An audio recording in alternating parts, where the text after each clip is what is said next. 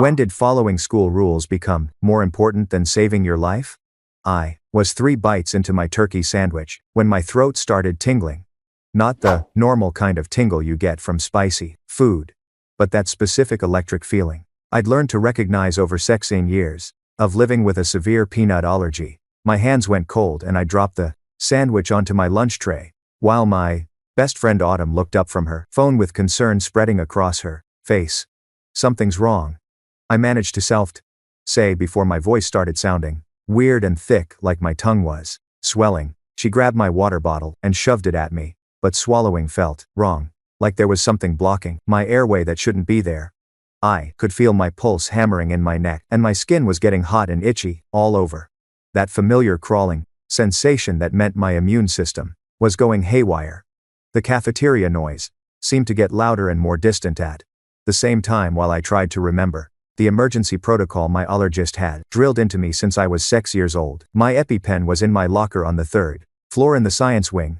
Exactly where school policy required me to keep it, because medications weren't allowed in backpacks or pockets during school hours. The nurse's office had a backup, but that was on the opposite side of the building past the main entrance. Autumn was already standing up and pulling out her phone to call for help when the fire alarm exploded through the cafeteria speakers with that piercing electronic shriek that made everyone jump. The whole room erupted into chaos with chairs scraping and trays clattering as 300 students started moving toward the exits like they'd done in dozens of drills before. Mrs. Kovash, the history teacher on lunch duty, was already at the cafeteria doors waving her arms and shouting for everyone to line up single file and move quickly to the parking lot assembly point. I tried to stand, but my legs felt shaky and wrong. And when I touched my face, my lips were already swelling. Autumn grabbed my arm and started pulling me toward Mrs. Kobach, while yelling that I was having an allergic reaction and needed my EpiPen from my locker. Mrs. Kobach's face went tight when she saw us approaching, instead of following the crowd outside, and she held up both hands like a traffic cop stopping cars at an intersection. "Everyone, out. Now," she said in that sharp voice teachers use when they're not accepting arguments. "No exceptions, this is a fire emergency."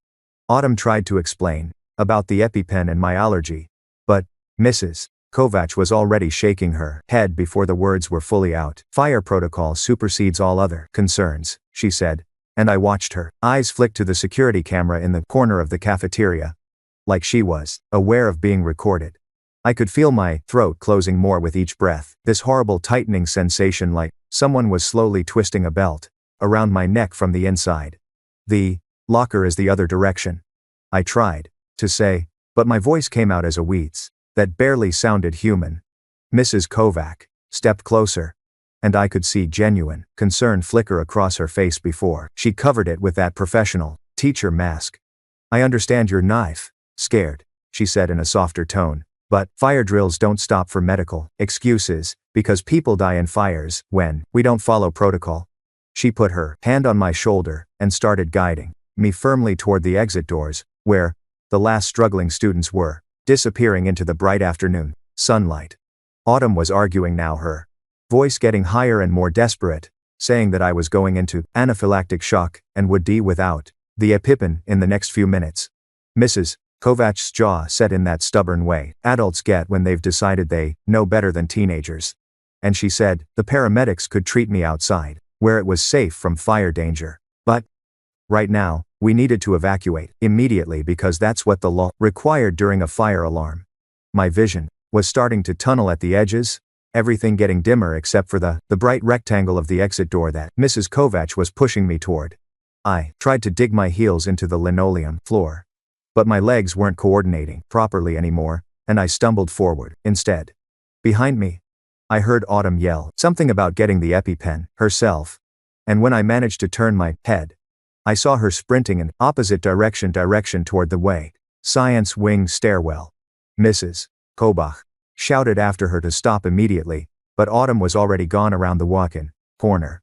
We made it outside into the parking lot where students were gathering in their designated assembly areas by grade level, and the fresh air should have helped, but my breathing was getting worse instead of better. I sank down onto the asphalt and pressed my hands against my throat like I could physically hold my airway open through willpower alone. Mrs. Kovac was on her radio calling for the school nurse. While students started noticing something was wrong and forming a circle around us. Number 1, could hear their voices, but couldn't process the actual words anymore. Just a wash of concerned sounds that seemed to be coming from underwater. My lips felt huge and numb, and when I touched them with shaking fingers, they were swollen to probably twice their normal size. The itching sensation had spread to my scalp and down my arms, and I wanted to scratch at my skin until it came off, but my hands weren't cooperating with my brain's commands anymore. The world tilted sideways, and I realized I was falling, my cheek hitting the warm asphalt, while someone screamed. Through my narrowing vision I could see Mrs. Kovac's shoes and the bottom of her khaki pants, and beyond that, the crowd of students with their phones out, recording everything. Because that's what teenagers do when something dramatic happens. Inside the building, Autumn was sprinting up the science wing stairs, 3 at a time with her heart pounding, and her breath coming in gasps. She'd been on the track team since freshman year, but she'd never run this fast in her life because she'd never been running to save someone's life before. The hallways were completely empty since everyone else had evacuated, and the silence was eerie after the chaos of the stacked cafeteria. She reached the 3rd floor and turned left toward my locker, her shoes squeaking on the polished floor. She was fumbling with her phone to call me for my locker combination when she heard heavy footsteps behind her getting rapidly closer. Security officer Whitmore rounded the corner at a run, his face red and his radio squawking, with voices demanding status updates on the rogue student who'd violated evacuation protocol. Autumn tried to explain while still running toward my locker, but Whitmore was already shouting at her to stop and put her hands up. She ignored him and kept going, scanning the locker numbers until she found 3847, my locker. She spun the combination lock with shaking hands, messing up the sequence twice before getting it right on the 3rd try. The reverberation metal door swung open just as Whitmore reached her, and she saw my backpack hanging on the hook inside with the bright orange EpiPen case clipped to the fans of Wade and the Noun and Senza front pocket, exactly where I always kept known it. She grabbed for it, but Whitmore's hand closed around her wrist in a grip that would leave bruises. She tried to twist away while explaining that I was dying in the parking lot from anaphylaxis.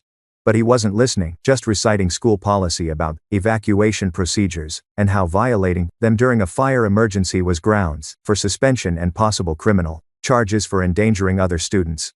Autumn did something then that surprised both of them because she'd never been in a fight before in her entire life. She brought her knee up hard into Whitmore's stomach. And when his grip loosened in shock and pain, she yanked the EpiPen case free and ran. She could hear him cursing and his radio crackling behind her as she sprinted back toward the marked stairs, but she had a head start and the element of surprise. The stairs seemed endless going down, her legs burning and her lungs screaming, but she pushed harder because every second counted when someone was in anaphylactic shock. She burst through the ground floor exit doors into the parking lot where the entire school population was assembled, and she could see the crowd gathered around someone on the ground near the sophomore assembly area. She ran toward it, weaving between clusters of students who stepped aside when they saw her wrecked face. Out in the parking lot, I'd stopped breathing about 6 seconds before. My airway had swollen completely shut, and my lips had turned from red to blue to a grayish color that made several students turn away or start crying. Mrs. Kovac was trying to perform CPR, but her hands were shaking so badly she could barely maintain the workout rhythm. The school nurse had arrived with her medical bag, and was frantically searching for something while shouting at Mrs. Kovac to keep going. Someone was screaming for an ambulance. Multiple people actually, their voices blending together into a chorus of panic. The crowd had swollen to maybe 200 students, now, all watching with their phones out, and some of them would later post the videos on social media, despite explicit instructions not to. My face was gray and puffy and didn't look human anymore, and my body was completely limp against the asphalt. Autumn broke through the crowd and dropped to her knees next to me, her hands fumbling with the EpiPen case. The school nurse saw what she had and grabbed it from her, popping the case open and pulling out the auto injector with practice deficiency that came from years of training. She jerked up the leg of my jeans and pressed the orange tip against my outer thigh, hard enough to leave a mark. and the spring-loaded needle punched through fabric and skin with a click that seemed impossibly loud. She held it there for a count of scene seconds that felt like scene hours, and everyone in the circle watched my face for any sign of improvement.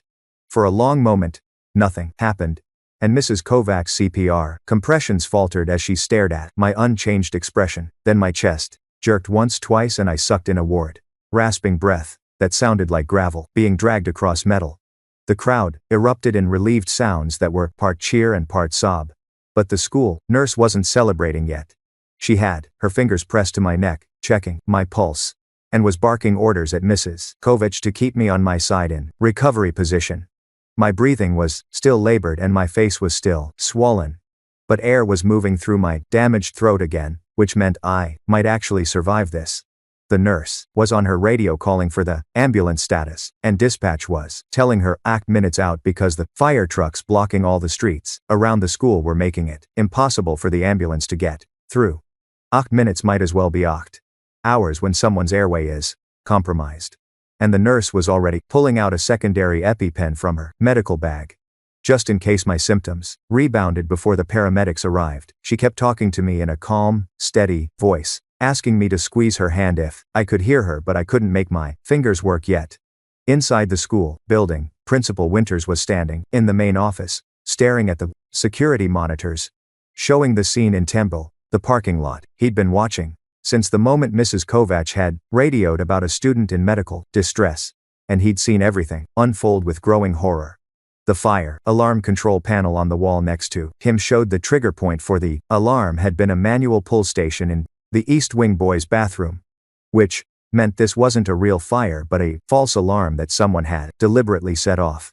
He'd gotten confirmation of that about 96 seconds after the alarm started, which meant he could have given the all clear immediately and let students return to the building where medical supplies were accessible. But the district policy was crystal clear about completing full evacuation and sweep protocols, even for confirmed false alarms, because liability attorneys had written the rules after a previous lawsuit in a pressed neighboring district. He'd made a choice to follow policy over common sense. And now a student was lying on the parking lot asphalt, fighting for her life, because rules were rules, and he couldn't be seen playing favorites or bending regulations. His hand hovered over the intercom button that would broadcast an all clear to the assembled students outside. But his vice principal, Judith Carver, stepped in front of him and shook her head. "The fire marshal hasn't arrived yet to give official clearance," she said. "And if we let students back in before that happens, and something goes wrong, the district will crucify us." Principal Winters looked back at the monitor showing the nurse working on me, then at his vice principal's face, and he could see his own fear reflected there. They were more scared of the lawsuits and the district administration than they were about the actual student dying in their parking lot. And both of them knew it. But neither would say it out loud. The ambulance finally arrived. 7 minutes after the EpiPen injection, weaving carefully through the fire trucks that were still blocking the street, even the wrecked. Though there was no fire. 2 paramedics jumped out with equipment bags and portable monitors, and they took over from the school nurse with smooth efficiency that came from responding to allergic reactions multiple times per week. In a county with dry million people, they got an IV started in my arm and pushed a syringe of something that made my breathing ease slightly. Though my throat still felt like it was lined with broken glass. One paramedic was asking me questions about what I'd eaten and when symptoms started, while the other one was listening to my lungs with a stethoscope and frowning at whatever he heard. They loaded me onto a stretcher and into the ambulance while Autumn followed alongside, refusing to let go of my hand. Even when the paramedics said only family was allowed to ride along, Mrs. Kovacs stood in the parking lot, watching the ambulance pull away with lights flashing, and her hands were still shaking from the CPR compressions she'd performed. Around her, students were starting to break formation and cluster in groups talking about what they just witnessed, and several teachers were trying to restore order without much success. The fire marshal's car pulled up and he spent 20 minutes walking through the building with Principal Winters before giving the all clear that would let students return inside. By that point, lunch period was over and the afternoon schedule was completely disrupted.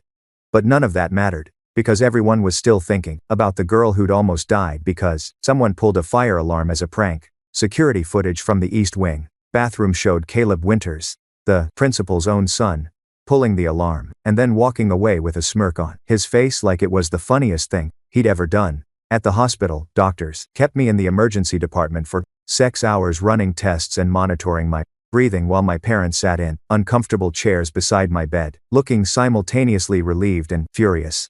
My mom kept stroking my hair and asking if I needed anything while my dad was on his phone researching allergic reaction protocols and school liability laws with the single-minded intensity of someone planning a lawsuit. The ER doctor explained that I'd been clinically dead for approximately minutes before the EpiPen reversed the good anaphylaxis. And they were concerned about potential hypoxic brain injury from oxygen deprivation. They wanted to keep me overnight for observation and would schedule an MRI for the next morning to check for any damage, though they were cautiously optimistic since I was alert and responsive now. My throat still felt wrong, swollen and painful when I swallowed, and my voice came out raspy, like I'd been screaming for hours, even though I'd barely been able to make sound during the actual emergency. Autumn had been allowed to stay with me after my parents arrived, and gave permission, and she sat in the corner of the exam room looking traumatized by everything she'd witnessed. She kept apologizing for not getting to my locker faster, for not fighting harder against Whitmore, for any delay that might have made my condition worse. I tried to tell her she'd saved my life, and I'd probably be dead without her willingness to violate every school rule. But she just shook her head and said she should have grabbed the EpiPen sooner. My mom thanked her probably 15 times in the first hour, crying every time she looked at Autumn and imagined the alternative timeline where my best friend hadn't been brave enough to run back into the building. My dad was already talking about pressing charges against the entire school for negligence and against whoever had pulled the fire alarm for reckless endangerment, his lawyer voice coming out, even though he normally practiced corporate contract law. The hospital social worker came by around 8 p.m. to take my statement about what happened, and she recorded everything on a tablet while asking careful questions about the timeline and the school's response. She wanted to know if Mrs. Kovac had been told explicitly about my allergy and need for the EpiPen, and I confirmed that Autumn had explained the situation clearly multiple times. The social worker's face remained neutral and professional, but I could see something shift in her expression when I described how Mrs. Kobach had physically guided me away from my locker toward the exit, despite knowing I was an anaphylaxis. She asked about school policies regarding medication, storage, and whether I'd ever been prevented from accessing my EpiPen before.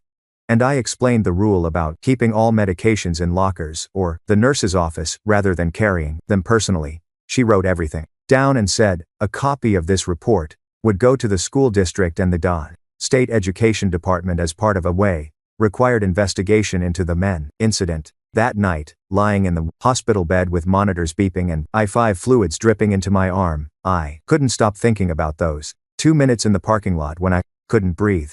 The feeling of my throat closing and my vision darkening while surrounded by 400 people who couldn't help me would probably haunt my dreams for years. I kept touching my throat and my lips, which were still swollen, but slowly returning to normal size.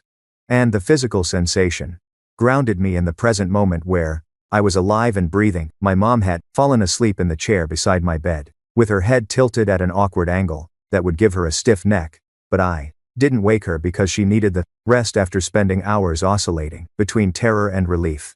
My phone has been buzzing constantly with messages from classmates asking if I was okay, and when I finally checked it around midnight, I saw that Autumn had already been suspended pending investigation into her assault of security officer Whitmore and violation of evacuation protocols. The next morning, the MRI results came back clear with no signs of brain damage from the oxygen deprivation, which the neurologist said was incredibly lucky given how long I'd been without adequate airflow. He explained that younger brains were more resilient to hypoxic injury than older ones, and dry minutes was right at the edge of the window where permanent damage usually occurred. They discharged me around noon with prescriptions for steroids and antihistamines and strict instructions to follow up with my allergist within 48 hours. And my parents drove me home in complete silence, because no one knew what to say about how close I'd come to dying. Our house felt different when we pulled into the driveway. Like returning to a place I'd left years ago instead of just yesterday. And I noticed details I'd never paid attention to before. Like how the oak tree in the front yard had branches that could break in a strong storm.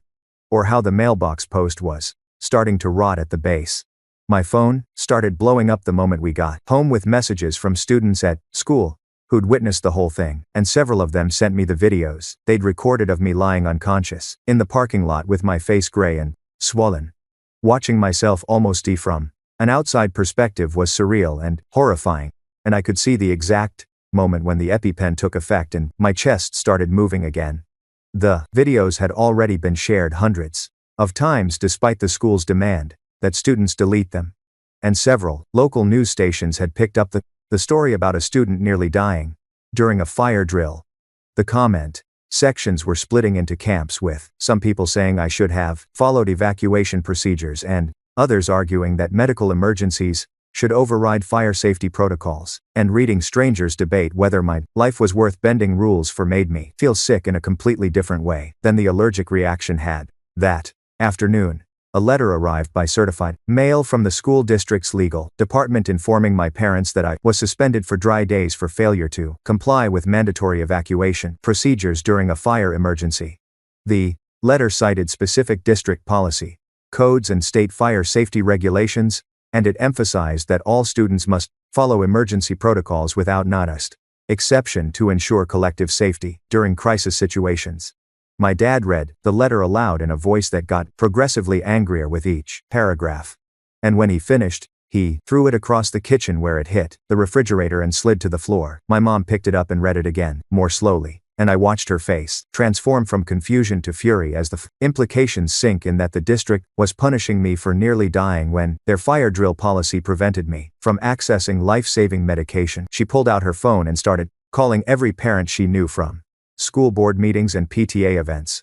And within an hour she had 15 parents agreeing to attend the next board meeting to demand policy changes. Autumn's parents hired a lawyer the next day to fight her suspension. And the lawyer immediately requested copies of all security footage and radio communications from the incident.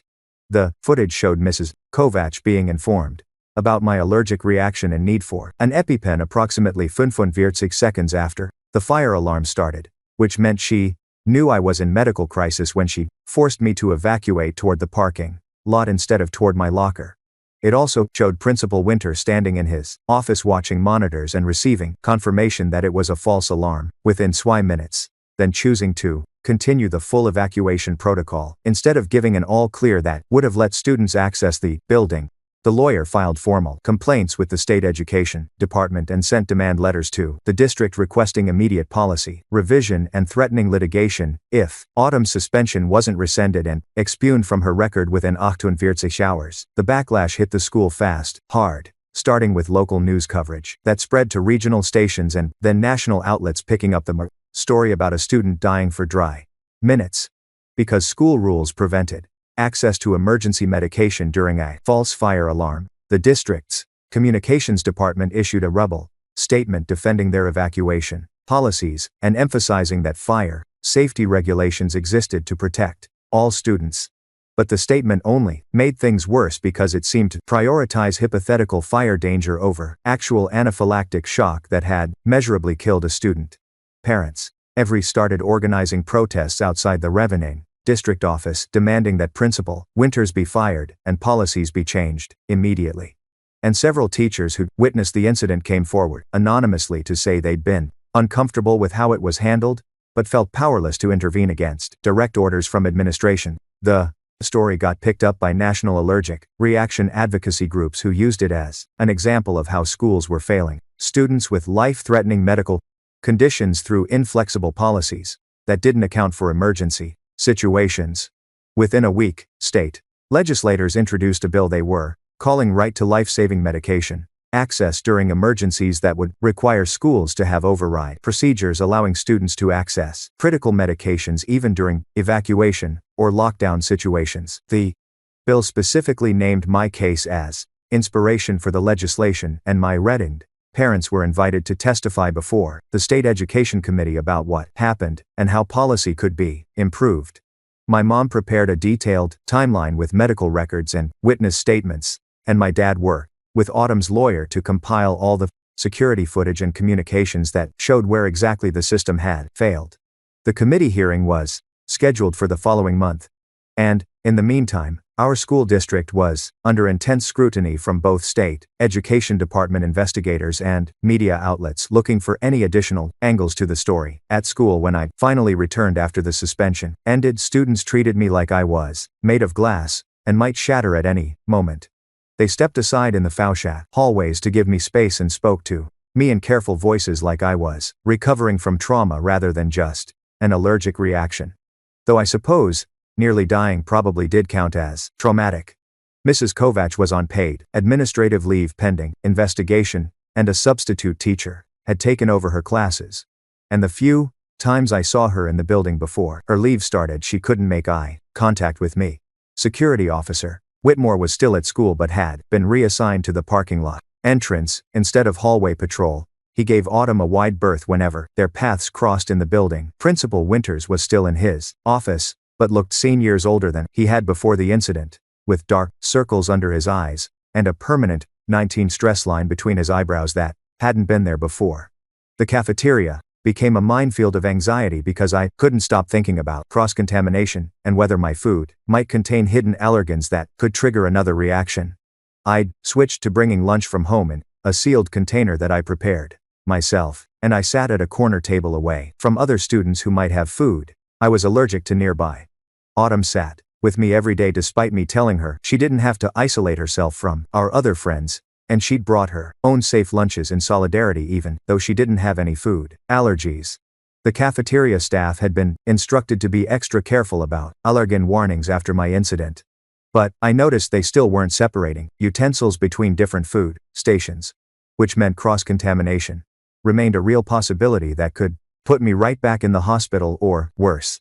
My therapist, who I started seeing at my parents' insistence 2 weeks after the incident, explained that what I was experiencing was post-traumatic stress, and that my hypervigilance about food safety was a normal trauma response to nearly dying from eating something contaminated with allergens. She taught me breathing exercises and grounding techniques for when the panic would spike. But nothing really helped with the constant low-level anxiety that followed me through every school day. I'd been evaluated by a cardiologist because of the dry minutes without oxygen, and while the test showed no permanent heart damage, she'd recommended I avoid intense physical activity for at least 6 weeks while my body recovered from the shock of the anaphylaxis. That meant no gym class and no after-school sports, which effectively isolated me even further from normal teenage life, made me feel like I was existing in some weird quarantine space separate from everyone else. The investigation results came out 6 weeks after the incident, and they were damning in ways that surprised no one who'd actually witnessed what happened. The state education department found that my school district had violated multiple regulations around accommodating students with life-threatening medical conditions and that their fire evacuation policy created dangerous situations for students needing emergency access to medications or medical equipment. Principal Winters was found to have acted negligently by continuing the full evacuation protocol after confirming it was a false alarm, especially given that he'd been informed about my medical crisis within minutes of it starting. Mrs. Kovach received a written reprimand that would stay in her permanent file and was required to complete 6 hours of training on medical emergency response before she could return to teaching duties. Security Officer Whitmore was suspended for 2 weeks without pay for using excessive force against Autumn when she was attempting to help during apparent lighter medical emergency, and he was required to undergo retraining on appropriate use of force policies. The student who pulled the fire alarm as a prank turned out to be Caleb Winters, Principal Winters' 7-year-old son, which explained why the investigation had moved so slowly. Initially, Caleb was expelled from our school and charged with reckless endangerment and filing a Maltz fire alarm, both misdemeanors that could result in juvenile detention, depending on how the judge ruled. His father, Principal Winters, announced his resignation the same day Caleb's identity became public, though the replanned district allowed him to characterize it as early retirement. rather than being forced out, which meant he'd keep his pension and benefits. The situation felt like a house of cards, collapsing, with each revelation leading to another layer of administration, trying to protect themselves from liability rather than taking responsibility for the systems that had nearly killed me. My parents' lawsuit against the district was settled out of court for an undisclosed amount that covered all my medical bills and therapy costs, plus additional damages that my parents put into a trust fund for my college education. As part of the settlement, the district agreed to implement new medical emergency protocols that would allow students with documented medical conditions to access their medications immediately, even during evacuation or lockdown situations. They also agreed to train all staff on recognizing anaphylaxis symptoms and administering emergency epinephrine, and they would stock EpiPens in multiple locations throughout the building rather than just in the nurse's office.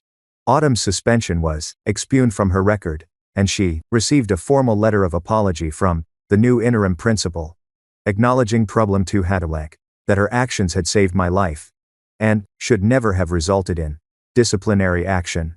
The state legislation inspired by my case passed both houses and was signed into law months after the incident, creating new requirements for how schools across the state must handle medical emergencies during safety drills. The law specifically mandated that medical needs must be prioritized over drill compliance, and that schools must have clear protocols for students to access life-saving medications immediately, without requiring permission or following normal evacuation routes. Advocacy groups called it a landmark victory for students with disabilities and medical conditions.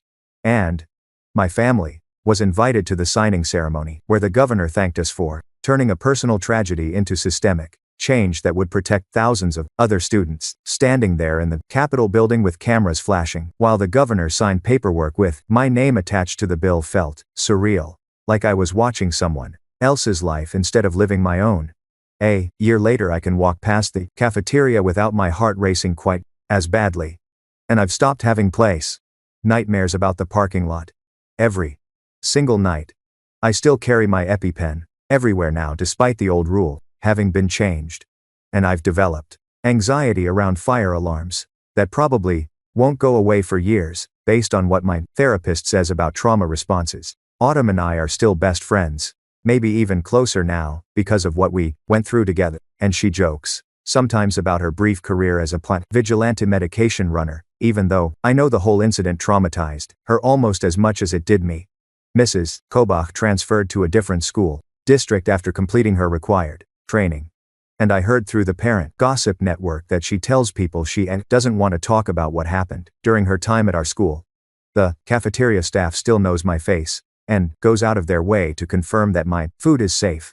And I've gotten better at advocating for my needs rather than hoping adults will protect me when systems fail. The scar tissue in my throat makes swallowing uncomfortable. Sometimes, a permanent reminder of how close I came to not surviving that lunch, period. And my allergist says I'll need to be even more careful going forward, because my next reaction could be worse than the first one. My parents have become advocates for other families dealing with the school system. And my mom serves on a state committee reviewing policies around disability, accommodation, and emergency medical access in educational settings. A whole experience taught me that rules are made by people and can be changed by people. But sometimes it takes nearly dying before anyone pays attention to the ways those rules can fail the students they're supposed to protect. I graduated last spring, and I'm starting college in a few weeks at a school 3 states away, and I've already met with their disability services office to make absolutely certain they understand my medical needs and have protocols in place that prioritize my life over their rules. Appreciate you watching this far. If you enjoyed it, drop a like, leave a comment, and subscribe so you won't miss the next